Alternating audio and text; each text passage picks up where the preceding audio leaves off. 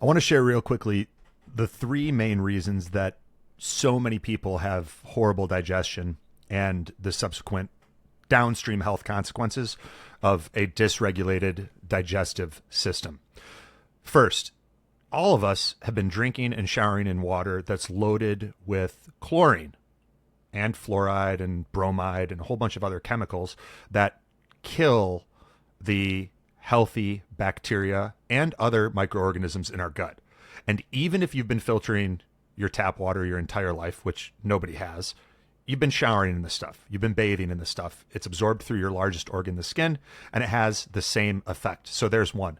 Number two, imagine you had to drink a cup of pesticide and herbicide, glyphosate. It's now in everything, and it's been in everything since the 1990s.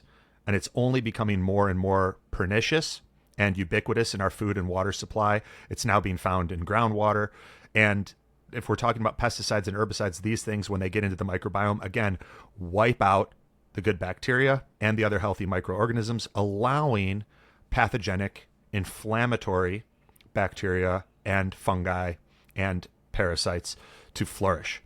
But it goes one step further. Now you look at all of the technology that we have integrated into our lives, the cell phones, the Wi-Fi routers, the smart meters that are on all of your homes measuring your electrical usage and your gas usage and now your water usage, right? It's the smart devices that emit non-ionizing radiation. Well, what does that do to our nervous system?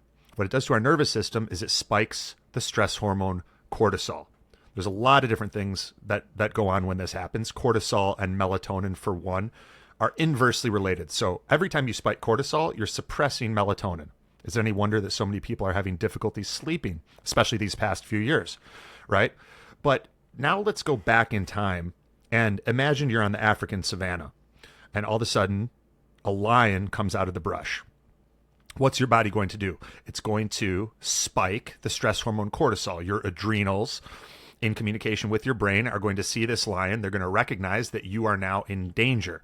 You're going to spike the stress hormone cortisol, which then partitions the blood out of your digestive system away from, anything that you might have been digesting. Why? Because your body doesn't care if you're digesting food efficiently or assimilating and absorbing nutrients in that situation. You got to get out of there. So it needs to send all of that blood to your brain so that you can think your way out of a difficult situation, and your muscles so that you could fight or flee. Now, the problem is we're not on the African savanna, and a lion didn't just come out of the brush, but we're doing that same thing to ourselves all the time. And by cutting off blood flow to our gut, by keeping ourselves in chronic sympathetic dominance, chronic fight or flight, we are no longer producing the stomach acid that is used to sterilize and kill parasites and inflammatory bacteria and yeast in our food.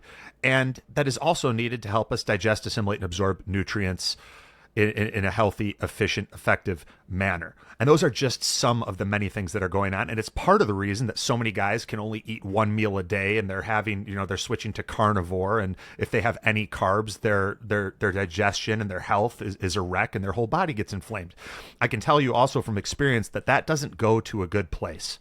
And if you just think about it logically, most of the time you guys are aware, if you've been listening to the podcast for a while, there's a big difference between grass-fed meat and meat that was raised on grains, right? But realistically, if you're on a carnivore diet and you're traveling or for work or business or even just pleasure, you're not going to be able to eat grass-fed all the time. And then you also talk about the moving finish line of grass-fed meat, where now places are even allowing their meat to be called grass-fed if the cows just ate grass for like the last 30 days. So they're changing definitions and stuff where it's not even what it's supposed to be, but that's besides the point. So if you're traveling and you're basically not a hermit, there's no way you're eating grass-fed meat all the time. Well, what do cows that aren't grass-fed eat? They eat GMO corn, GMO soy, GMO wheat, all of which are loaded with what? Herbicide? Glyphosate. Exactly. So all that glyphosate is then condensed and concentrated in the fat of that meat that you're now eating for one meal a day, and got you stuck in this loop of why is my digestion screwed up? I'm feeling weaker. I'm feeling more tired. I feel like I've got brain fog. My body hurts. I'm inflamed, etc. Now, hopefully it hasn't progressed to that point for you. I'm just seeing this. I'm seeing all along this continuum with men and women these days. And until we even have an idea of what is contributing to this situation, we can't fix it. And if you want help, that's what I do.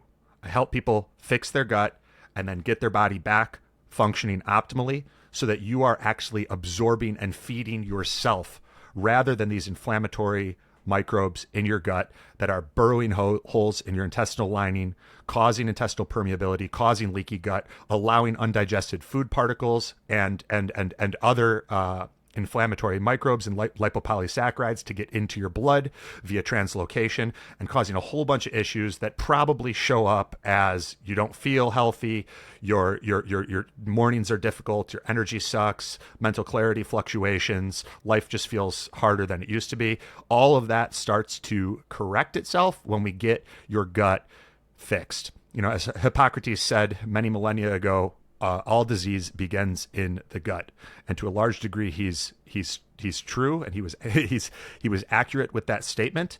And there has never been so many things attacking the health of your gut microbiome and making this more difficult. So if you want help with this stuff, you can go to biohackercoaching.com, fill out the short form, grab a time to talk with myself or someone from our team. And then once you have grabbed a time, you can send a text message to 847-989-3743. That's my personal phone. Let me know that you would like to have your application moved to the front of the line. This is for people who are in a position to invest in their health.